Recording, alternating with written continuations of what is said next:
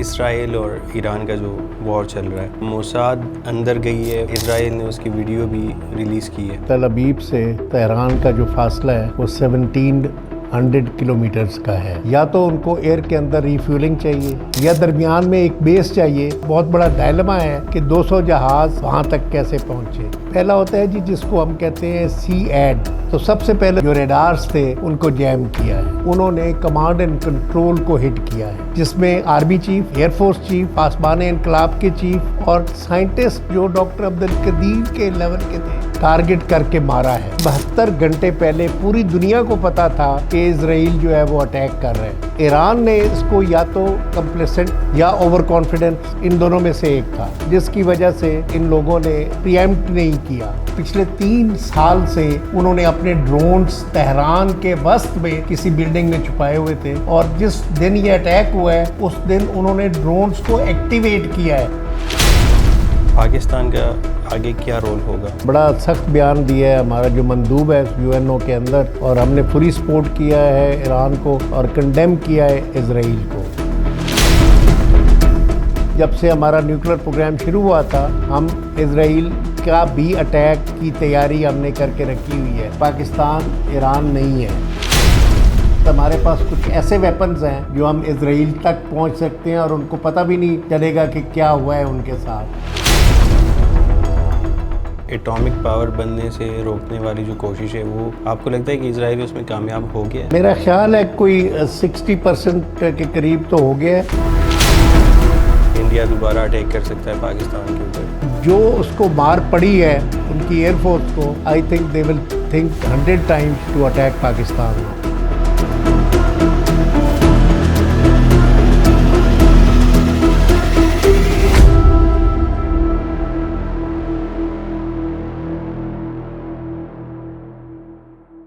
السلام علیکم، it's me عمر ثانی، اور آج کے ہمارے گیسٹ ہیں ایئر وائس مارشل آفتاب حسین، ستارہ امتیاز ملٹری، ہلال امتیاز ملٹری اور تمغہ امتیاز ملٹری۔ 1978 سے لے کے 2011 تک انہوں نے پاکستان ایئر فورس کو سرو کیا۔ تو آئیے ان سے بات کرتے ہیں۔ السلام علیکم sir, thank you so much for coming. وعلیکم السلام، بلانے کے لیے بہت بہت شکریہ۔ سر، ابھی جو اسرائیل اور ایران کا جو وار چل رہا ہے، اس کے حوالے سے آپ سے پوچھیں گے کہ یہ جو اٹیک ہوا، موساد اندر گئی ہے، اس نے وہاں پہ اپنے اسٹیشنز بنائے، اسرائیل نے اس کی ویڈیو بھی ریلیز کی ہے۔ پھر جو فائٹر جیٹس ہیں اسرائیل کے، وہ ایران تک آئے ہیں اور وہاں پہ انہوں نے ایک اٹیک لانچ کیا، جس میں کافی سارے ان کے سائنٹسٹ کی بھی ڈیتھ ہوئی، اور جو ان کے آرمی کے چیف تھے ان کی بھی شہادت ہوئی ہے۔ تو سر، یہ کیسے پاسبل ہوا کہ ایران کو پتہ ہی نہیں ہے کہ ایک اٹیک لانچ کیا جا رہا ہے؟ ان کے ایران کے اندر ایک اسٹیشنز اور یہ پورا ایک سسٹم بنا کے پراپر ان کو اٹیک کیا گیا۔ تو اس کے بارے میں سر ذرا بتائیے گا۔ بسم اللہ الرحمن الرحیم۔ جیسے کہ آپ کو پتہ ہے کہ تل ابیب سے تہران کا جو فاصلہ ہے وہ 1700 کلومیٹرز کا ہے، جی، اور جہازوں کو اگر چھوٹا روٹ بھی لیں تو جارڈن اور عراق کے اوپر سے گزر کے پھر ایران کے اندر داخل ہونا ہے۔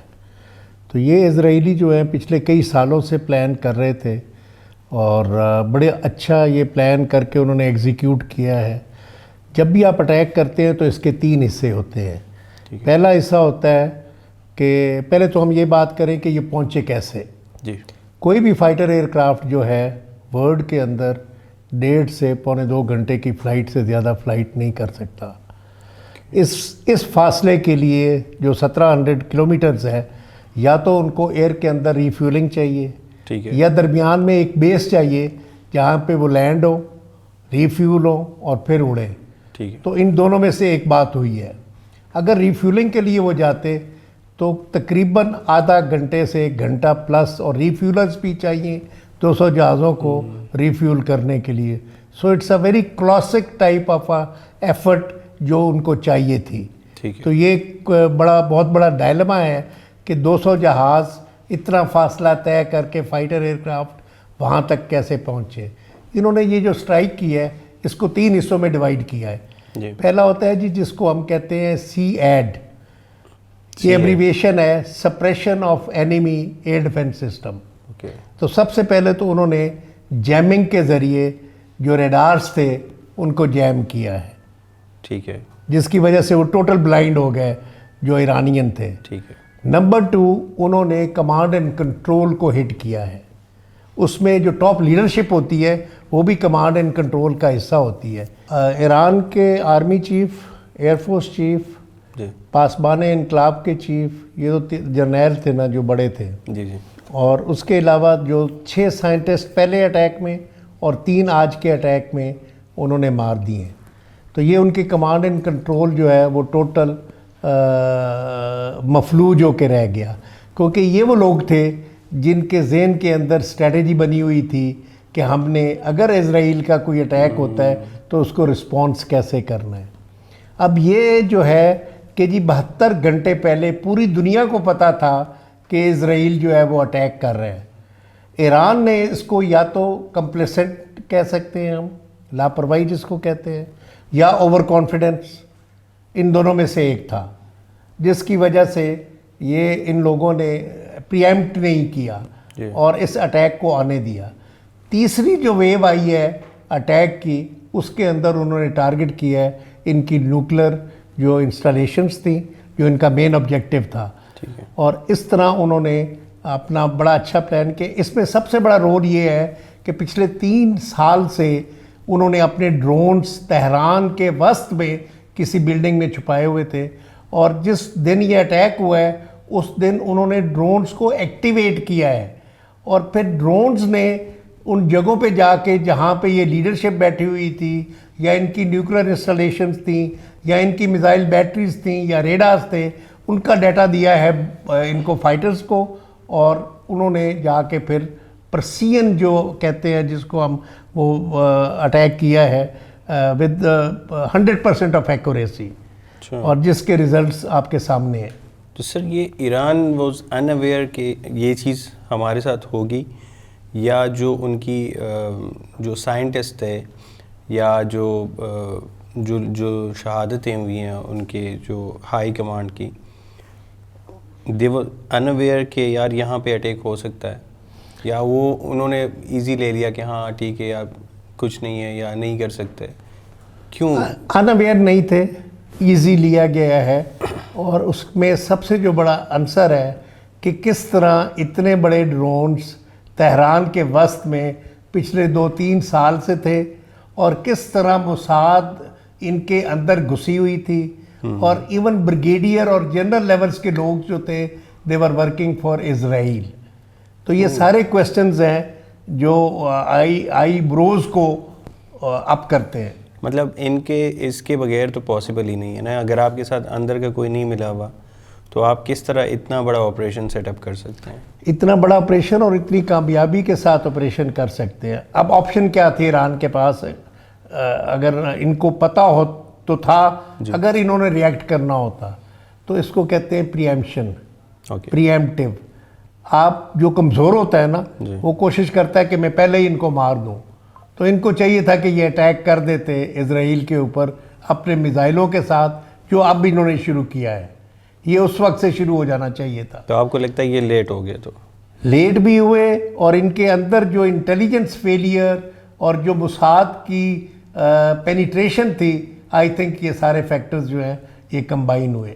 تو آپ کو لگتا ہے کہ موساد واز مور کوئک، یا جو ایرانین انٹیلیجنس ہے وہ ان کا ایک فیلئر ہے؟ جی ادھر وہ دونوں چیزیں صحیح ہیں کہ ایرانی انٹیلیجنس کا فیلئر اور موساد کی افیکٹونیس. 1300 بندہ ایران کے اندر موساد کے لیے کام کر رہا ہے، یہ اب ریویل ہوا ہے. And they are still working there. And they are still working because آج بھی جو اٹیکس ہوئے ہیں سائنٹسٹ کے اوپر، دیٹ مینس کہ کوئی ان کو پن پوائنٹ ایکوریسی دے رہا ہے لوکیشن کی جس کے اوپر وہ مار رہے ہیں بامبز اور راکٹس جو مار رہے ہیں. تو سر ایران کے پاس ابھی اس کو کاؤنٹر کرنے کے لیے کیا آپشنز ہیں؟ میں آپ کو جی ہمارے ہر بیس کے اوپر جب پاکستان بنا تو قائد اعظم نے 1948 میں پی ایف اکیڈمی رسال پور کا دورہ کیا، اور وہ جو ان کے 3-4 سینٹینسز ہیں وہ تقریباً ہمارے ہر ایئر فورس کے بیس کے اوپر ہے اور وہ دے گا جواب آپ کے سوال کا. یہ انگریزی میں ہے تو اس کو میں انگریزی میں ہی رکھوں گا. جی قائد اعظم صاحب نے فرمایا اور I quote a country without a potent air force is at the mercy of any aggressor. Pakistan must build its air force as quickly as possible which should be second to none. اب ایران کی طرف آتے ہوئے ان کے پاس شاہ کے زمانے کے F-14 تھے اور فینٹم ایئر کرافٹ تھے جو بالکل آپ دیکھیں کہ 40 سال 50 سال پرانے، پتہ نہیں وہ اس میں ان کی مینٹنس درمیان میں ہوئی ہے، وہ اس قابل تھے کہ وہ اٹھ سکتے.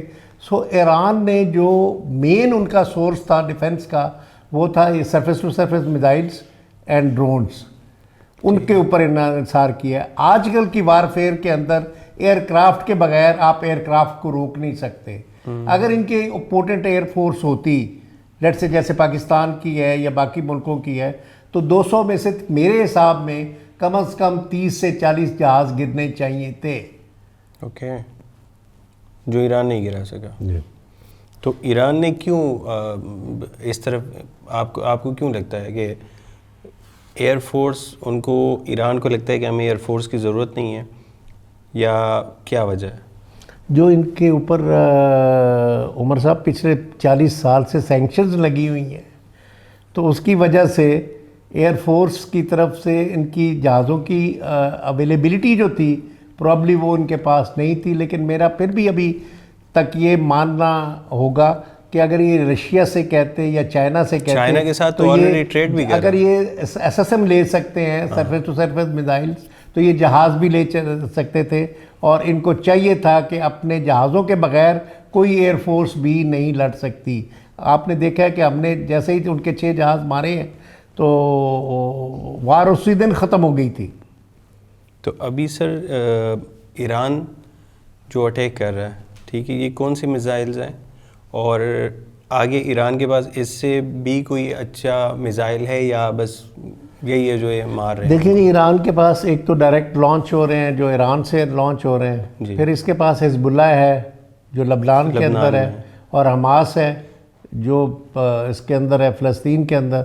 تو یہ تینوں کے تھرو یہ کر سکتا ہے، ان کے تھرو بھی اٹیک کر سکتا ہے. بٹ ابھی وہ ایکٹیو نہیں ہوئے نا. لیکن جو سرفیس ٹو سرفیس میزلز ہیں نا ان کی پن پوائنٹ ایکوریسی میں اور جہاز سے جو بوم آپ مارتے ہیں یا راکٹ مارتے ہیں ان میں زمین آسمان کا فرق ہے.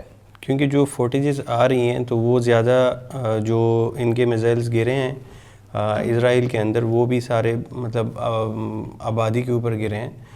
کوئی ملٹری انسٹالیشنز یا وہ دیکھنے میں ابھی تک نہیں آیا. ایک تو یہ بات ہے، دوسرا دنیا میں امریکہ اور اسرائیل کے پاس اب تک پیٹریوٹ سسٹم جو ہے جو اینٹی میزائل سسٹم ہے وہ ہے، تو اس کے ساتھ بھی وہ ٹرائی کر رہے ہیں کہ میزائلوں کو انٹرسیپٹ کرنے کی. اور دوسری جو بات وہی ہے کہ جی سرفیس ٹو سرفیس میزائل جو ہے اس کی ایکوریسی، اس کا اتنی رینج تک لوڈ کیپیسٹی لوڈ لے کے جانا وہ بھی کم ہو جاتا ہے، بیکاز جتنی رینج بڑھتی ہے آپ کا لوڈ کیرنگ کیپیسٹی ریڈیوس ہو جاتی ہے. تو جو امپیکٹ ایک ایئر کرافٹ کریٹ کرتا ہے نا، آئی ووڈ سے کہ missile surface to surface missile اس کا 50واں حصہ بھی نہیں کر سکتا.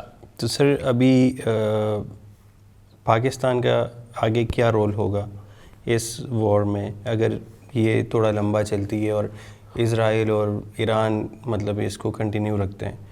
پاکستان کا آپ کیا رول دیکھتے ہیں؟ کیا پاکستان ایک کس طرف جائے گا؟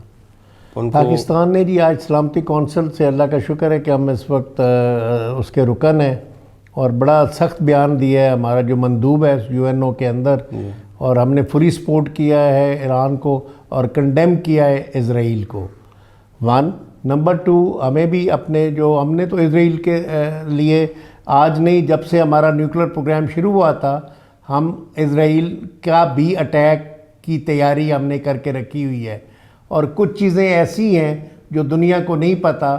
اگر خدا نخواستہ اسرائیل 1 کہ پاکستان ایران نہیں ہے، پاکستان کے پاس ایک پوٹنٹ ایئر فورس ہے، ہمارے پاس فائٹر ایئر کرافٹ ہیں اور اس کے بعد ہمارے پاس کچھ ایسے ویپنز ہیں جو ہم اسرائیل تک پہنچ سکتے ہیں اور ان کو پتہ بھی نہیں چلے گا کہ کیا ہوا ہے ان کے ساتھ.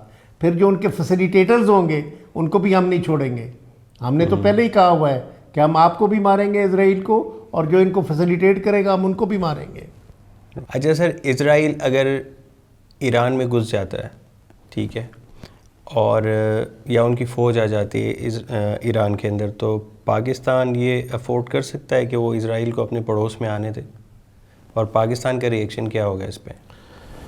میرا نہیں خیال جی کہ اسرائیل اس حد تک جائے گا. اس کی وجہ یہ ہے, جس میرا اپنی پرسیپشن ہے, ہر ایک اپنا اپنا وہ انالیسز ہے جی, کہ ان کے جو 3 آبجیکٹیو تھے وہ اچیو انہوں نے کرنے ہیں. ایک تو ان کو جوہری جو نیوکلیر ویپنز ہوتے ہیں وہ بنانے سے روکنا تھا, بیکاز ایران تقریباً 15 یا 20 دن شارٹ تھا وہ ویپن بنانے کے. انہوں نے اس کیپیبلٹی کو ختم کرنا ہے, نمبر 1. نمبر 2, انہوں نے رجیم چینج کرنی ہے. آج میں دیکھ رہا تھا اس پہ ٹی وی کے اوپر کہ رضا شاہ جو اس کا بیٹا جو ہے اس کو بھی تیار کیا جا رہا ہے, اور کچھ سیاسی قوتیں ہیں جو خمینی اور اس کے جو فالورز ہیں اس رجیم کو چینج کرنا کے خواہاں ہیں. نمبر 3, یہ اس ایران کو اس حد تک نہیں ماریں گے کہ وہ بالکل ختم ہو جائے. اس کی ریزن یہ ہے کہ ابھی کوئی مہینہ پہلے ٹرمپ نے دورہ کیا ہے, امیڈیٹلی ہمارے کانفلکٹ کے بعد جیسے ہی چائنا اس ٹیکنالوجی اوپر جانی شروع ہوئی ہے اور امریکن ٹیکنالوجی نے اور یورپین ٹیکنالوجی نے مار کھائی ہے, تو $4 ٹریلین کی وہ ویپن بیچ کے گیا ہے سعودی عرب, قطر اینڈ UAE کو. جی جی. تو انہوں نے ایران کا جو ہوا ہے وہ ان گلف سٹیٹس کے اوپر قائم رکھنا ہے تاکہ وہ دنیا کا سب سے بڑا ویپن بیچنے والا ملک ہے امریکہ جو ہے, اور تاکہ اس کے ویپن بکتے رہیں. سو یہ کسی حد تک اس کو نیوٹرلائز کر چکے ہیں, نیوٹرلائز کریں گے. اگر یہ 2 آبجیکٹیو ان کے اچیو ہو جاتے ہیں, اس کو ایٹمی طاقت بننے سے روکنا اور رجیم چینج کرنا, تو اس سے آگے نہیں جائیں گے. تو ابھی جو ایٹامک پاور بننے سے روکنے والی جو کوشش ہے وہ آپ کو لگتا ہے کہ اسرائیل اس میں کامیاب ہو گیا ہے؟ میرا خیال ہے کوئی 60% کے قریب تو ہو گیا ہے. اب جو ہے ان کے جو بنکرز کے اندر جو چیزیں پڑی ہوئی ہیں, اینٹی بنکر ویپنز بھی اس نے مارنے شروع کر دی ہیں, تو کافی حد تک کامیاب ہو گیا وہ. کیونکہ اگر اور برین جو ہے ان کا تھا 6 اور 2 8 ٹاپ کے سائنٹسٹ, اس کا چلا جانا جو ہے وہ خلا کبھی نہیں پورا ہو سکتا. تو جو 8 سائنٹسٹ ہمارے پاس ایک عبد القدیر تھا, یہ 8 کے 8 عبد القدیر تھے. ان کے دماغ میں کیا تھا, ان کی اسٹریٹجی کیا تھی, وہ کس طرح آگے جا رہے تھے, ہو نوز ناؤ. اگلی جو آنے والی جو اگلی ریپلیسمنٹ ہے وہ اس قابل ہے بھی صحیح کہ ان کو ریپلیس کر سکے یا اس طرح کا وہ کر سکے. سو ابھی یہ اس سے پہلے ختم نہیں کریں گے وار کو جب تک ان کے یہ 2 مین آبجیکٹیوز حاصل نہیں ہوتے. So how much time Iran would take to recover from this loss? How much time Iran would take to recover from this loss? جو ابھی یہ 60% آپ کا اگر میرے سے پوچھے جی 10 سے 15 سال تو Iran has been pushed back. Minimum 10 to 15 years. اور اگر رجیم چینج ہو جاتی ہے تو پھر اس سے بھی زیادہ, پھر تو وہ بھول ہی جائیں گے. پھر وہ بھول ہی جائیں گے ایٹمی بنانا, بلکہ وہ معاہدہ کریں گے جو امریکہ کے ساتھ ان کے ساتھ ہونے والا تھا کہ they will never go for nuclear weapons. وہ خمینی امام خمینی سے پہلے والا جو دور ہے وہ پھر واپس آ جائے گا, اور وہی جی بالکل شاہ ایران والا امریکہ اور سارا انہی کا وہ ہوگا. میرا اپنا یہ ہے کہ وقت کے ساتھ ساتھ اسلام جو ہے نا وہ بڑا فلیکسیبل مذہب ہے. اس کو ہم نے جو ہے وہ ریاست مدینہ والا دور جو تھا اس کو تھوڑا سا مولڈ کرنا چاہیے, بیکاز ینگ جنریشن میں ماڈریٹ اسلام تو چل سکتا ہے بٹ فرنیٹکزم نہیں چل سکتا. اب پچھلے دنوں میں آپ کو یاد ہوگا کہ انہوں نے ایک لڑکی کو مارا ہے جس کا حجاب کا کلر ادر دین وائٹ تھا. تو اس حد تک اگر آپ فنیٹک ہوئے ہیں تو پھر یہ چینج آنی بنتی تھی. They are like more than Taliban right جی ناؤ، بالکل. جو ان کا وہ ہے. اور یہ سٹارٹ سے ان کا سٹانس اس چیز کے اوپر بہت سخت ہے، جو ہم نے دیکھا ایران کے اندر. اور شاید یہی وجہ ہے کہ وہاں پہ آپ کے جو زیارات کے علاوہ آپ کی ٹورزم نہیں ہے، لوگ وہاں پہ اتنا جاتے نہیں ہیں جتنا، تو وہ اوبویسلی آپ کی اکانومی کے اوپر بھی یہ چیزیں اثر انداز ہوتی ہیں، کیونکہ لوگ ڈرتے ہیں جانے سے کہ پتہ نہیں کیسا انوائرمنٹ ہے، کیا ہوگا کیا نہیں ہوگا. تو اور اس مارکے کے بعد تو جو ایک قوت سمجھی جاتی تھی نا ایران کی، وہ بہت بری طرح انفارچونیٹلی ہمارے بھائی ہیں، مسلمان ہیں، اور ہمیں اس چیز کا بہت افسوس ہے، ایکسپوز ہو گئے ہیں وہ لوگ، کہ اتنی ان کے پاس طاقت نہیں تھی جتنا وہ کلیم کر رہے تھے. بٹ وہ جس طرح لبنان کے اندر یا فلسطین کے اندر حماس کو سپورٹ کر رہے تھے، یا حزب اللہ، جو ایک لگتا تھا کہ ایران کے ہاتھوں میں، ٹھیک ہے، وہ ایک گیم کھیل رہے، پراکسی وار، وہ مت ٹوٹ گئی ہے. وہ میں ٹوٹ گئی ہے. اسی طرح نادرن الائنس کو یہ افغانستان میں سپورٹ کر رہے تھے، جی. اگین طالبان اس کے طالبان کے تو خلاف. سر جب ان کے پاس اتنے ریسورسز ہیں کہ یہ اتنی ساری، یہ حزب اللہ کو سپورٹ کر سکتی ہے، حماس کو کر سکتی ہے، تو یہ اپنے آپ کو ڈیفینڈ نہیں کر سکتے تھے؟ یا اتنی ان کو پتہ نہیں تھا کہ ہمارے اوپر اسرائیل آئے گیا تو میں نے کیا آپ ہوگا؟ سے عرض کیا ہے نا کہ ابھی جو نیچر آف وارفیئر ہے نا وہ چینج ہو گئی ہے. ابھی آپ دیکھیں گے کہ لینڈ بیٹل تو آئے گی ہی نہیں، ہو سکتا ہے. گلف وار 1 جب ہوئی تھی تو جب لینڈ بیٹل آئی اس وقت تک عراق ٹوٹلی امریکن کے قبضے میں آ چکا تھا. انہوں نے ان کے اتنے اندر جا کے بوم مارے تھے، command and control centres, communication centres, ہر چیز تباہ کر دی تھی. اور communication between the command and control and the front troops جو تھے، ان کو پتہ ہی نہیں تھا کہ جنگ شروع ہو چکی ہے. اچھا. تو لینڈ بیٹل کا اب دور نہیں ہے، ایریل وارفیئر کا دور ہے، اور اس کے بعد میزائلز کا دور ہے اور ڈرونز کا دور ہے. سائبر وارفیئر بہت بڑا ایک فیکٹر بن کے ہمارے کانفلکٹ میں آیا ہے. ابھی بھی آپ دیکھیں کہ ڈرونز نے تہران میں اٹھ کے ان کو جو انٹیلیجنس ڈیٹا پرووائڈ کیا ہے. اب اس چیز کا دور ہے، سیٹلائٹس کا دور ہے، جہاں سے آپ کو ایک ایک چیز نظر آنی چاہیے. اور ECM جس کو ہم جیمنگ کہتے ہیں، اس کا دور ہے. تو عرب اسرائیل وار جو تھی، وہ اس کے اندر کیوں سارے عرب مل کے ایک اسرائیل کو شکست نہیں دے سکے؟ ٹھیک ہے. اور آج اگر ہم دیکھیں تو آج بھی وہی سینیریو کہ اسرائیل اتنا ایک پاورفل کنٹری بن چکا ہے کہ وہ اگر ایران کو آج مار دیتا ہے، ٹھیک ہے، جو اس نے کیا بھی ہے، یہ ہمیں نہیں پتا کہ اب ایران آگے کتنا ریٹیلیٹ کرے گا اور کس حد تک جائے گا، یا اس کے پاس کیا ہے ایسا. بٹ دا کویسچن از کہ اسرائیل اب عرب کنٹریز کے لیے ایک خطرہ نہیں بنے گا؟ آلریڈی جارڈن کے ساتھ نو وار پیکٹ ہو چکا ہے اس کا، اور لبنان کے ساتھ سعودیہ اور UAE اور یہ جو گلف سٹیٹس ہیں یہ اس کو ایکسیپٹ کرنے کے قریب ہیں. تو اسرائیل کو اب کیا خطرہ ہو سکتا ہے؟ ایران سے خطرہ تھا، ایران کو اس نے کر دیا ہے آلموسٹ نیوٹرلائز، یا اس کو جیسے میں نے پہلے بھی عرض کیا ہے کہ 10 سال 15 سال اس کو پیچھے دھکیل دیا ہے. اور پاکستان کی طرف لیٹ می ٹیل یو کہ عرب اسرائیل وار کے اندر ہمارے پائلٹس گئے تھے، اور ہم نے جہاز، ہمارے اچھا یہ بڑی انٹرسٹنگ سٹوری ہے. بزرگوں نے، ہم نے 73 میں سیریا سے 4 جہاز گرے تھے اسرائیل کے، اور چاروں کے چاروں پاکستان ایئر فورس کے پائلٹس نے وہ جہاز گرائے تھے.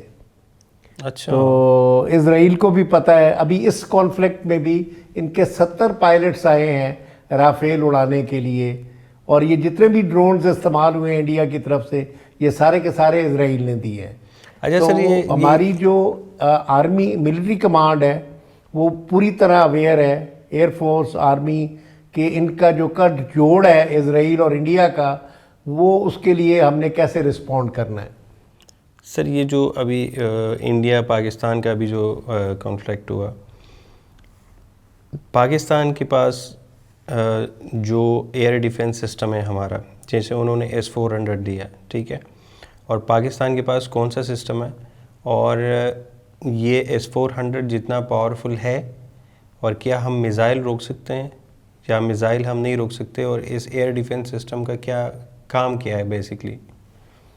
S-400 کا جی جی S-400 جی ہائی لیول جو ایئر کرافٹ آ رہے ہوتے ہیں بیسیکلی اس کے لیے ہوتا ہے, ٹھیک ہے, اور it's a very potent system. یہ رشین سسٹم ہے. جی. اب انہوں نے S-500 بھی بنا لیا ہے. اس کا ریڈار جو ہے تقریباً 300 کلومیٹر تک دیکھ سکتا ہے, اور میزائل بھی اتنی دور تک جا کے جہاز کو انٹرسیپٹ کر سکتا ہے. ٹھیک ہے. انفارچونیٹلی جب بھی آپ یہ میزائل نہیں انٹرسیپٹ کرتا؟ نہیں, میزائل بہت کلوز رینج کے اوپر جا کے کلیم کرتا ہے, لیکن ابھی تک اس نے کوئی انٹرسیپٹ نہیں کیا. اچھا. It's not a proper anti missile system. Basically it is a anti air craft system, that too at the high level. اگر اب 50,000 پہ یا 40,000 پہ ہم جا رہے ہیں ان کے پاس, تو پھر اب دیکھیں کہ جو اس وقت وار فیئر ہو گئی ہے اس میں بارڈر تو کراس کرنے کی ضرورت ہی نہیں ہے. ویپن کی رینجز اتنی ہو گئی ہیں کہ ہمارا جو PLS-15 تھا اس نے جا کے 180 کلومیٹر کے اوپر مارا ہے رافیل کو. ہم تو اپنے ملک کے کھڑے تھے, ہم نے تو کراس ہی نہیں کیا. اسی طرح جب ہم نے S-400 مارا ہے تو ہم نے اپنی اس میں ملک کے اندر رہ کے مارا ہے. تو سر یہ کیسے ہوا کہ وہ انڈیا کے اندر تھے یا کشمیر کے اندر تھے رافیل جی رات کو اڑے ہیں, اور ٹوٹل ان کے پاس 36 تھے, جس میں سے 3 یا 4 جو وہ گراؤنڈ پہ ان کا پرابلم تھا, باقی سارے ایئر کے اندر تھے 30+. پھر میراج 2000 تھے, پھر ان کے پاس Su-30s تھے. ٹوٹل جو جہاز اس دن اڑا ہے 82 تھے انڈیا کے جہاز. اور رات کو آپ کو یہ پتہ ہوگا کہ فارمیشن فلائنگ نہیں ہوتی, ایک جہاز ہوتا ہے اور پھر دوسرا جہاز فاصلے پہ ہوتا ہے, اور ہمارے جو ٹوٹل جہاز تھے وہ 38 تھے. اب جو انڈیا کے جہاز تھے اس میں سے موسٹلی رافیلز اور میراج 2000 پہ 2 پائلٹس بیٹھے ہوئے تھے. تو اگر ہم پائلٹس کی ریشو دیکھیں تو 115 ورسز 38 کی تھی. اچھا. اور ہم نے صبر کیا. اتنے جہاز اس وقت تک ہوا میں دنیا کی کسی جنگ میں نہیں دیکھے گئے تھے. 82+38 آپ دیکھ لیں, 120 کے قریب ایئر کرافٹ بنتے ہیں. اب شاید ایران جو گئے ہیں 200 جہاز, so they were, I think they have crossed this figure. Otherwise اس سے پہلے اتنے جہاز ایئر کے اندر کسی نے بھی نہیں دیکھے. اور اس میں بھی ہم نے اپنا ریزالو کنسٹرینٹ شو کیا. جب تک انہوں نے مرید کے اوپر ویپن نہیں مارا ہم نے اس وقت تک ریئیکٹ نہیں کیا. اور میں بڑا کریڈٹ دینا چاہوں گا اس وقت کی سیاسی اور ملٹری اور خاص طور پہ ایئر فورس قیادت کو, کہ جنہوں نے اسی وقت 6 جہاز گرائے ہیں اور اسی وقت اٹیک کیا ہے. بیکاز اگر یہ اٹیک لیٹ ہو جاتا تو یہ پھر اس کے بعد بہت مشکل ہو جاتی چیزیں. اوکے. تو سر یہ جو انڈیا کی طرف سے کلیم کیا جا رہا ہے کہ انڈیا کلیم کر رہا ہے کہ ہم نے پاکستان کے جہاز مار گرائے ہیں, پھر ایک اور بھی کچھ چیزیں انڈین میڈیا کے اوپر کافی زیادہ آ رہی تھی کہ جی جنگ اس وجہ سے رکی ہے کیونکہ ہم نے ان کے جو نیوکلیئر کچھ سائٹس تھے اس کے اوپر انڈیا نے میزائل مارا ہے, اور اس کی وجہ سے وہاں پہ کچھ لیکیج ہوئی ہے, اور وہاں پہ جو ہے وہ اب سارے علاقے کو سیل کیا گیا, اور امریکا نے ابھی اس کی وجہ سے انٹروین کیا ہے. تو از اٹ ٹرو؟ دیکھیں جی, ان کا جو تینوں فورسز کا جو defence chief of the defence staff ہے 6 جہازوں کا, تو اس نے خود مانا ہے نا کہ ان کے گرے ہیں. جی جی. ہماری طرف جو ان کے بریموز وغیرہ آئے ہیں بیسز کے اوپر, ظاہر ہے جب وہ گرتے ہیں تو تھوڑا بہت نقصان تو ہوا ہے. تو ایز سچ ان کے کلیمز جو ہیں پوری دنیا دیکھ رہی ہے کہ پاکستان نے بہت اچھا رسپانس دیا ہے اور بڑا بفٹنگ رسپانس دیا ہے. یہ ساری وہ فیس سیونگ اپنی کر رہا ہے. مودی تو ویسے ہی جھوٹا ہے, اس نے بیسیکلی یہ جو فالس فلیگ ہے یہ پہلی دفعہ اس نے تھوڑی کیا ہے, اس سے پہلے 2019 میں بھی انہوں نے استعمال کیا, ہمیشہ کرتے ہیں جب بھی انہوں نے کوئی الیکشن لڑنا ہوتا ہے. اینٹی پاکستان سلوگن پہ ہی بی جے پی جو ہے وہ الیکشن جیتتی رہی ہے. بالکل. تو یہ سارا پروپوگنڈا ہے. ہلکا سا نقصان جب آپ جنگ لڑ رہے ہوتے ہیں تو ایک آدھ مکہ لگ جاتا ہے, اوبویسلی اس سے کیا فرق پڑتا ہے. ٹھیک ہے, لیکن ان کو زیادہ لگے ہیں. جی. جو وہ ایکسیپٹ نہیں کر رہے. بالکل, اور جو انہوں نے ایکسیپٹ بھی کیا اور جو پوری دنیا دیکھ رہی ہے ابھی تو آج کیا ہے. کل. عمر صاحب جو دور ہے سیٹلائٹس کا دور ہے, everybody is monitoring what is happening, so آپ ہائڈ نہیں کر سکتے کچھ بھی. پاکستان F-35 لے رہا ہے چائنا سے, جس کے اوپر انڈیا کو کافی تکلیف ہو رہی ہے.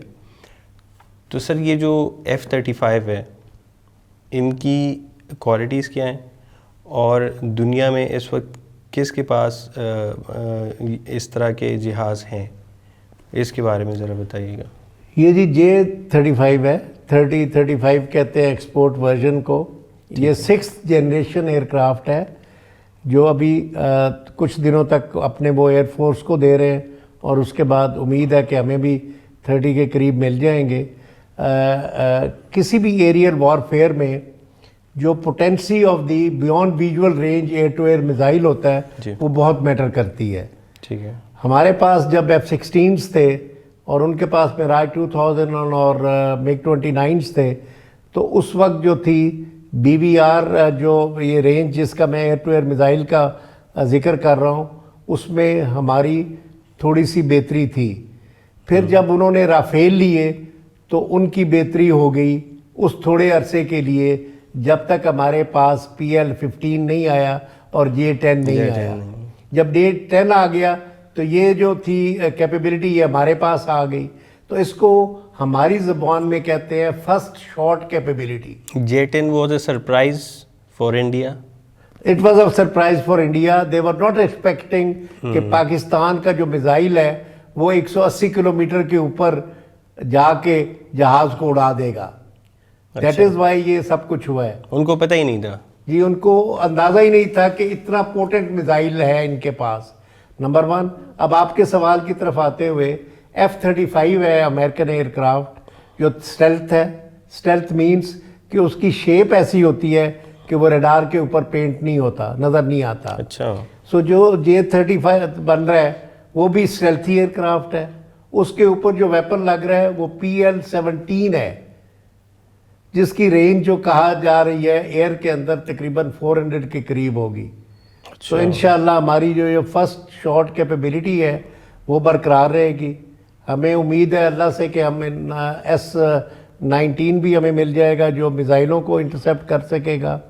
ہم نے سائبر وارفیئر میں بہت زیادہ فوکس کیا ہے پچھلے 8-10 سالوں سے, اسپیشلی جو نئی کمانڈ آئی ہے ہماری پاکستان ایئر فورس کی, اور اس کامیابی میں سائبر وارفیئر کا بہت بڑا ہاتھ ہے. جب یہ جنگ ہوئی ہے تو ہم نے جو ڈرونز ہیں, جو سیکنڈ ڈے تھا جب انہوں نے ڈرون اٹیک شروع کیے, 82 ڈرونز آئے ہیں پاکستان کے اندر, جس میں سے 79 ہم نے گن کے ساتھ مارے ہیں. ڈرون کا مقصد جو ہوتا ہے 2 ہوتے ہیں, مقاصد ہوتے ہیں. یہ اسرائیلی ڈرون تھے. جی, اسرائیلی ڈرون تھے. یہ اسرائیلی ڈرونز تھے. کلر ڈرونز بھی ان کو کہتے ہیں, اور ان کو سوسائڈر ڈرونز بھی کہتے ہیں. اور ان کا دوسرا جو کام ہوتا ہے وہ انٹیلیجنس گیدرنگ ہوتا ہے کہ جہاں سے میزائل فائر ہو اس جگہ کا ان کو پتہ چل جاتا ہے کہ یہاں پہ ان کی ایئر ڈیفنس کی بیٹریاں ہیں, تاکہ وہ اپنے جہاز یا اپنے سرفیس ٹو سرفیس میزائل مار سکے. تو جیسے یہ بارڈر کراس کر رہے تھے ہم ان کو دیکھ رہے تھے, لیکن چونکہ ہمارا مقصد جو سرفیس ٹو ایئر میزائل ہے وہ بہت مہنگا ہے ایک ڈرون کی نسبت. 1 نمبر 2 ان کا جو ڈیٹا تھا وہ پہلے 30 میل تک تو یہ گراؤنڈ اسٹیشن کے ساتھ رہتے تھے, پھر یہ سیٹلائٹ کے ساتھ ہو جاتے تھے. جیسے یہ سیٹلائٹ کے ساتھ ہوتے تھے ہم نے سافٹ کل ماری ہے. دیٹ مینس کہ ہم نے اس لنک کو ڈراپ توڑا ہے, جس کی وجہ سے یہ اپنے ٹارگٹ سے ہٹ گئے, اور جب نزدیک آئے تو ہم نے گنز کے ساتھ ان کو انٹرسیپٹ کیا ہے. اور ہم نے ان کو ڈینائی کیا ہے کہ یہ ہماری گراؤنڈ ڈیفنسز جو ہیں جہاں پہ ہمارے میزائل پڑے ہوئے ہیں ان کی لوکیشنز کا ان کو پتہ نہ چلے. اچھا, تو وہ تو لوگ گن سے مار رہے تھے, اور کوئی گن سے لوگ مار رہے تھے اس کو. تو یہ اتنی کیپیبلٹی نہیں ہے اس کی کہ مطلب, یا کوئی ہلکی چیز ہے کہ کوئی بھی اس کو گن سے مار سکتا ہے؟ جی بالکل, یہ تو بالکل کیمرہ لگا ہوتا ہے. یہ آپ نے فوٹوگرافی والے جو ڈرونز دیکھے ہیں اس طرح کے ڈرونز ہوتے ہیں, اور ان کا تھوڑا بہت اس کے اوپر وہ ہوتا ہے ایمونیشن بھی, جو کسی چھت پہ گرے گا تو ایک آدھ ہول ہو جائے گا. بیسیکلی ہراسمنٹ زیادہ ہوتی ہے. جیسے کسی بھی شہر کے اوپر, دہلی کے اوپر ہمارا ڈرون پھرتا رہا ہے ان انٹرسیپٹڈ, اور لوگ ڈر کے چھتوں کے اوپر اور پتہ نہیں کدھر غائب ہو گئے تھے. سو ہراسمنٹ زیادہ ہے, امپیکٹ بہت کم ہے. پاکستان نے کتنے ڈرونز بھیجے تھے؟ ہم نے بھی بہت زیادہ بھیجے ہیں, 100+ بھیجے ہیں. اور 300 تک کلیم کر رہے ہیں وہ. جی انڈیا 300 کلیم کر رہا تھا. 300 فگر کا تو جنہوں نے بھیجے ہیں ان کو ہی پتہ ہوگا, بٹ ہم نے بھی کافی بھیجے ہیں ان کو. بٹ ہم نے ان کے انٹرسیپٹ جو کیے ہیں وہ ورلڈ ریکارڈ ہے. 82 میں سے 79 ہم نے انٹرسیپٹ کیے ہیں جس دن یہ ڈرون اٹیک شروع ہوئے. اور پاکستان والے واپس آ گئے تھے زیادہ موسٹلی. میں نے کہا نا کہ دہلی کے اوپر لوگ خود انڈین ٹی وی پہ آ کے کہہ رہے ہیں کہ دہلی کے اوپر تک ڈرون پھرتے رہے اور انہوں نے ڈرون نہیں مارے. تو کیوں انہوں نے کیوں نہیں مارے؟ کیپیبلٹی بیسیکلی جو پہلے رات کو جو امپیکٹ پڑا ہے نا 6 اور 7 مئی کے درمیان جی 6 جہاز گر جانا, یہ بہت بڑا امپیکٹ ہے ایک رات کے اندر. اور اگر خدا نخواستہ یہ 200 جہازوں والا اٹیک یہاں پہ ہوتا تو میرا خیال ہے 50 سے 60 جہاز جو ہیں وہ تو ہم مار ہی دیتے. اور اگر کسی ایئر فورس کے اتنے جہاز ڈاؤن ہو جائیں تو ان کی کافی کیپیسٹی جو ہے وہ ڈاؤن ہو جاتی ہے, مورال بھی ڈاؤن ہو جاتا ہے. مورال بھی ڈاؤن ہو جاتا ہے. اور 6 اور 7 مئی کے بعد 10 مئی تک انڈین ایئر فورس کا fighter air craft airborne نہیں ہوا. اچھا, ہمیں کمپلیٹ ایئر سپیریورٹی حاصل تھی. اور جو S-400 کا آپ ذکر کر رہے تھے, جب ہم گئے ہیں تو ہمیں تو کسی نے کوئی وہ انٹرسیپٹ کرنے کی کوشش ہی نہیں کی, بیکاز ہوا میں کچھ بھی نہیں تھا.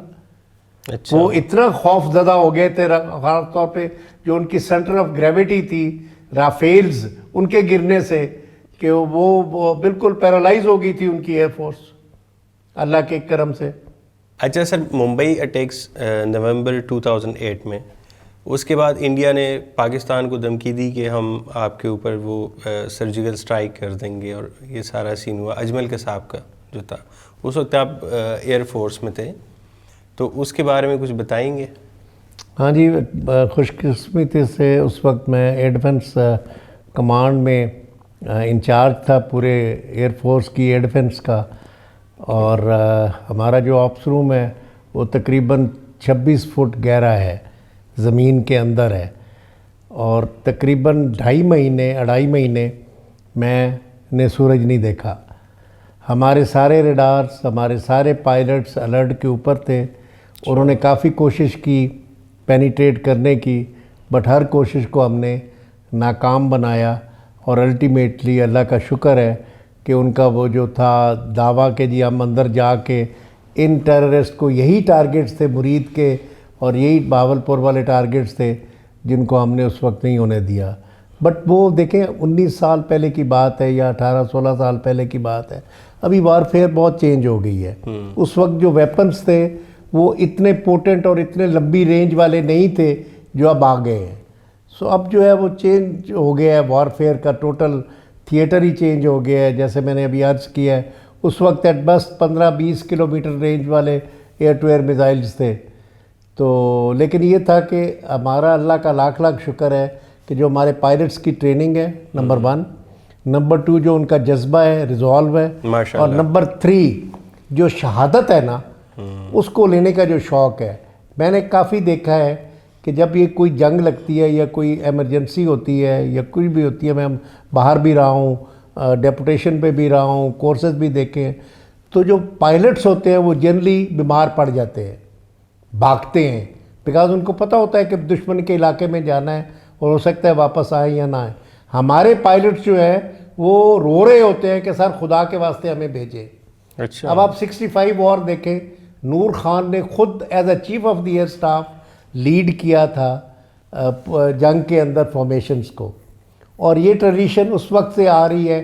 اور اب جو ہمارے نئے چیف ہیں ظہیر الدین سدھو صاحب, انہوں نے بھی خود بیٹھ کے اس پورے جو بھی کانفلکٹ ہمارا ہوا ہے اس کو فرنٹ سے لیڈ کیا ہے. سو یہ جو لیڈنگ فرام دی فرنٹ, جذبہ, ٹریننگ, یہ پاکستان کے ساتھ کوئی میچ نہیں کر سکتا. اور یہ جو ٹیکنالوجیکل جو ایج ہے یا جو نمبر کا جو ان کو عدد کا ایج ہے وہ کمپنسیٹ ہو جاتا ہے اس ٹریننگ اور اس جذبے کے ساتھ. اور جب ہوا میں آپ جاتے ہیں تو پھر آپ کو چیتے کا جگر چاہیے، جو انشاءاللہ اللہ تعالیٰ خیر کرے پاکستانیوں کے پاس ہے، اور اس کا اعتراف اسرائیلی بھی کرتے ہیں. ان کو پتہ ہے کہ پاکستانی پائلٹس بہت پروفیشنل ہیں. وہ کبھی بھی وہ جیسے میں نے ذکر کیا کہ 4 جہاز گرے تو وہ پاکستانی پائلٹس نے گرائے تھے عرب اسرائیل وار کے اندر. جی. سو اللہ کا لاکھ لاکھ شکر ہے کہ اس میں ہم سرخرو ہوئے، اور تقریباً 2 سے 3 مہینے کے درمیان دے کالڈ اٹ آف، اور الرٹنس ہماری اس وقت بھی اتنی تھی. اب ماشاءاللہ جو ہمارے بعد لوگ آئے ہیں وہ ہم سے بھی زیادہ بہتر ہیں، ہم سے بھی زیادہ ان کی وہ ویژن ہے، کیپیبلٹی ہے. پاکستان نے دیکھیں جی ہمیشہ فوکس کیا ہے کہ ہم اتنے امیر نہیں ہیں جتنا انڈیا امیر ہے. ان کا اور ہمارا ڈیفنس بجٹ دیکھ لیں، ان کا ہمارا اکنامک کمپیریزن کر لیں. لیکن ہم نے جو ہے نا بڑی انٹیلیجنس اپ گریڈ کیے ہیں، جو انڈکشنز کیے ہیں لو کاسٹ کیے ہیں، لیکن اس کا امپیکٹ بہت زیادہ ہوا ہے ٹریننگ کی وجہ سے، جذبے کی وجہ سے. اور ہمارے پائلٹس جو ہیں وہ 24 گھنٹے میں 5 دفعہ اڑ سکتے ہیں، جو کیپیبلٹی انڈیا کے پاس نہیں ہے.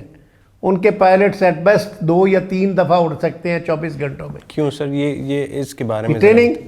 اچھا، ٹریننگ کا جو ہے جذبہ جو ہم نے ڈالا ہوا ہے، اٹس ویری ڈیفیکلٹ کہ 5 دفعہ آپ ہوا میں اڑ کے جائیں اور 5 مشن کریں 24 گھنٹے کے اندر. تو یہ جو ان کو عددی ایج تھوڑا بہت ہوتا ہے وہ اس سے بھی کمپنسیٹ ہو جاتا ہے. ٹھیک ہے. تو سر جو برہموس میزائل ہے پاکستان کی طرف سے الفتح 2 میزائل جو ہے وہ فائر کیے گئے، تو جو میزائل کی جو اسپیشلی دوڑ ہے اس میں پاکستان کہاں پہ کھڑا ہے؟ اور دوسری چیز جو آپ کا جو ایئر ڈیفنس ہے جو یہ میزائل کو نہیں انٹرسیپٹ کرتا، تو پاکستان کو ضرورت ہے کہ وہ، اور کوئی فیوچر میں پلان ہے پاکستان کا کہ یہ سسٹم لے؟ پہلا جو آپ کا پورشن ہے کہ جو سرفیس ٹو سرفیس میزائلز ہیں اس میں ماشاءاللہ الفتح از دی ٹاپ باٹم کے نیچے ہے. اس کے ساتھ جتنے بھی میزائلز ہیں، شاہین 1، ہدف 1، آگے جتنے بھی آ رہے ہیں وہ لانگ رینج والے ہیں اور بڑے افیکٹو ہیں. اور ہم نے اس مارکہ کے اندر صرف الفتح یوز کیا ہے، ہم تو باقی میزائلوں تک گئے ہی نہیں ہیں. براموز نو ڈاؤٹ بہت اچھا پوٹنٹ میزائل ہے اور اس کا بھی امپیکٹ ہے. انفارچونیٹلی نہ انڈیا کے پاس لمیٹڈ سی کیپیبلٹی ہے سرفیس ٹو سرفیس میزائلز کو انٹرسیپٹ کرنے کی، اور ہمارے پاس بھی ہے. اور ہم انشاءاللہ مجھے بڑی امید ہے کہ جو ہمارے ڈیفنس پلانرز ہیں، جو ہمارے ڈیولپمنٹ اسٹریٹجی کے جو کرتا دھرتا ہے، وہ ضرور اس بات کو انہوں نے نوٹ کیا ہوگا. اور بیسیکلی یہ ویپن سسٹم جیسے میں نے پہلے بھی کہا ہے کہ S-400 کی قیمت تقریباً $3 ارب کے قریب ہے. ہمارے جیسے جو ممالک ہیں ان کو 2 پرابلمز آتے ہیں، 1 availability and secondly affordability. So China کی صورت میں اویلیبلٹی بھی ہے، اور ہمیں امید ہے کہ جس طرح چائنا نے پہلے بھی ہمارے ساتھ کوآپریٹ کیا ہے، اگر ہمیں S-19 مل گئے تو ہم انشاءاللہ بہت زیادہ پوٹنٹ ہو جائیں گے اس شعبے میں بھی. بالکل، اس میں تو کوئی شک نہیں ہے. جو چائنیز ٹیکنالوجی ہے، یہ کہا جا رہا ہے دنیا میں اور انڈیا میں اسپیشلی کہ جو چائنیز ٹیکنالوجی ہے وہ پاکستان نے یوز کی ہے. پاکستانی ایئر فورس کہہ رہا ہے کہ ہم نے جتنی ٹیکنالوجی یوز کی ہے، جس میں آپ کی جو ان کے جو رافیل تھے، جتنی ان کو جس طریقے سے ٹیکل کیا گیا ود ٹیکنالوجی، وہ پاکستان کی اپنی ٹیکنالوجی ہے. سو از اٹ ٹرو؟ دیکھیں جی اللہ کا لاکھ لاکھ شکر ہے. اب میں تھوڑا سا ڈیٹیل میں اس میں جاؤں گا کہ اس وقت پاکستان میں 2 ایئر فورسز ہیں. ایک پیورلی چائنیز سسٹم کی ایئر فورس ہے جس میں ایئر کرافٹ ہیں، فائٹر ایئر کرافٹ، ریڈارز ہیں، میزائلز ہیں. اور ایک طرف ہم جاتے ہیں F-16، ان کے جو امریکن ریڈارز ہیں. سو خدا نہ خواستہ اس میں تو ہم نے اس F-16 استعمال ہی نہیں کی ہے، ہم نے تو سارے کے سارے چائنیز جو ہیں وہ ٹیکنالوجی استعمال کی ہے. اور وہ جو انگریزی میں کہتے ہیں کہ it is not the weapon, it is the man behind the weapon that actually matters.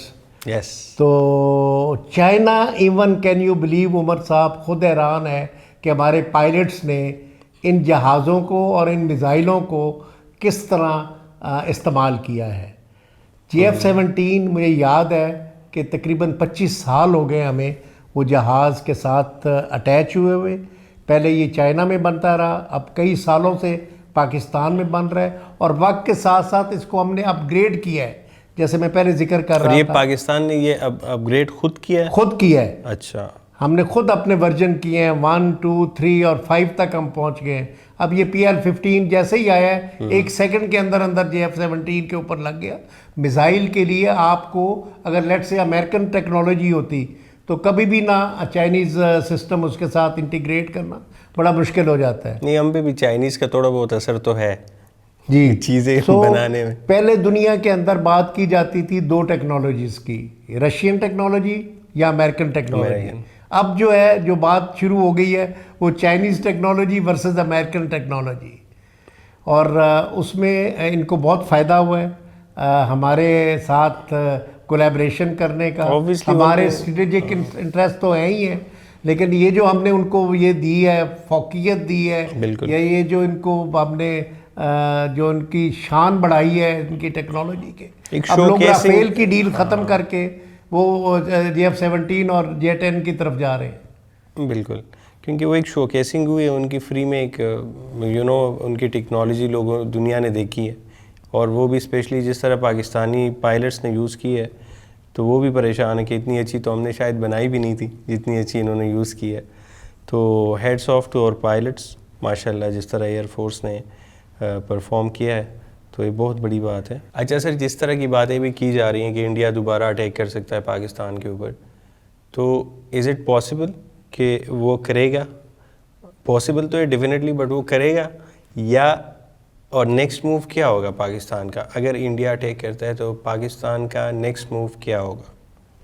देखें जी, इंडिया ने सारी कोशिशें की हैं। इनका जो आज से 10-15 साल पहले जो उन्होंने स्ट्रेटजी बनाई थी उसको कहते हैं कोल्ड स्टार्ट। इन्होंने कुछ अपना ऑफेंसिव एलिमेंट फॉरवर्ड कंटोनमेंट्स में रख के, इनका इरादा था कि रेती रहीमयार खान सेक्टर में दाखिल होके हम कुछ एरिया कैप्चर करेंगे और फिर अपनी बातें मनवाएंगे।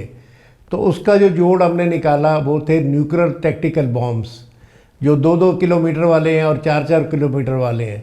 हम अपने इलाके के अंदर अगर हम बॉम्ब मारते हैं तो हमें तो कोई कुछ नहीं कह सकता। तो हमने वो बनाए जब, तो वो उनका कोल्ड स्टार्ट वाली स्ट्रेटजी थी, वो फेल हो गई। फिर इसकी मिथ थी कि एक शॉर्ट वॉर करके, जो अभी इसने की है, हो सकता है हम इनको टोज़ पे ले आएँ और ये हमारी बात मान लें। उसमें भी ये नाकाम हुआ। हमारा जो अल्हम्दुलिल्लाह जो न्यूक्लियर डेटरेंस है वो पहले मिनिमम होता है जब आपके पास कैपेबिलिटी आती है। जब आपके पास तीनों मीन्स आ जाएं लॉन्च करने के, एयरक्राफ्ट, सबमरीन और mobile launchers, surface to surface missiles के लिए, तो फिर आपका जो डिटरेंस है वो क्रेडिबल हो जाता है। इस वक्त जो ये मार्का हो गया है, इसके बाद हमारा न्यूक्लियर डेटरेंस जो है वो एश्योर्ड हो गया है। ठीक है। तो इसके होते हुए, और जो उसको मार पड़ी है उनकी एयरफोर्स को, I think they will think 100 times to attack Pakistan now. But at the same time हमें अपने गार्ड्स लोअर नहीं करने चाहिए, हमें अपनी रेडीनेस में कोई कमी नहीं लानी चाहिए, और हमें जो है अपनी तरफ से जो हम रिस्पॉन्स बेहतर से बेहतर, हमारी जो जैसे हमने पहले बातें की हैं, जो एनालिसिस हैं इस कॉन्फ्लिक्ट के, उनकी बेस पे रखते हुए अपने आप को और मज़ीद अच्छा करना है। उम्मीद करते हैं कि इंशाल्लाह पाकिस्तान की एयर फोर्स, पाकिस्तान आर्मी, सारी फोर्सेस जो है वो इसी तरह हमारा सर फ़ख्र से बुलंद करती रहेंगी, और इंशाल्लाह विल हैव यू अगेन। बड़ा अच्छा लगा आपसे बात करके। Thank you so much sir for coming. मेरा जो सबसे बड़ा मैसेज है कि जो जज्बा मैंने 2025 में देखा है, आप लोग तो शायद उस वक्त पैदा नहीं हुए थे, 1965 वॉर में मैंने ये जज्बा देखा था, जब औरतों ने अपनी बालियां और चूड़ियां फ़ौजी ट्रकों के अंदर फेंकी थी, اور جس طرح قوم ہماری اس دفعہ یونائٹ ہوئی ہے اور پاکستانی فوج کے پیچھے کھڑی ہوئی ہے، کوئی بھی فوج کامیاب نہیں ہو سکتی جب تک پوری نیشن اس کے پیچھے نہ ہو.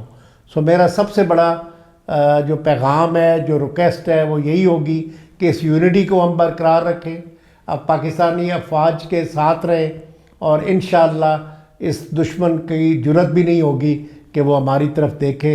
اور میں اپنا ہر پروگرام اس ترانے کے ساتھ ختم کرتا ہوں جو اتنا خون گرم کرتا تھا جب میں سروس میں تھا، اینڈ آئی ایم شور اب بھی کرتا ہوگا، کہ اے پتر ہٹانتے نہیں وکدے، تو لبدی پھرے بازار کڑے، اے سودا نقد بھی نہیں ملتا، تو لبدی پھرے ادھار کڑے.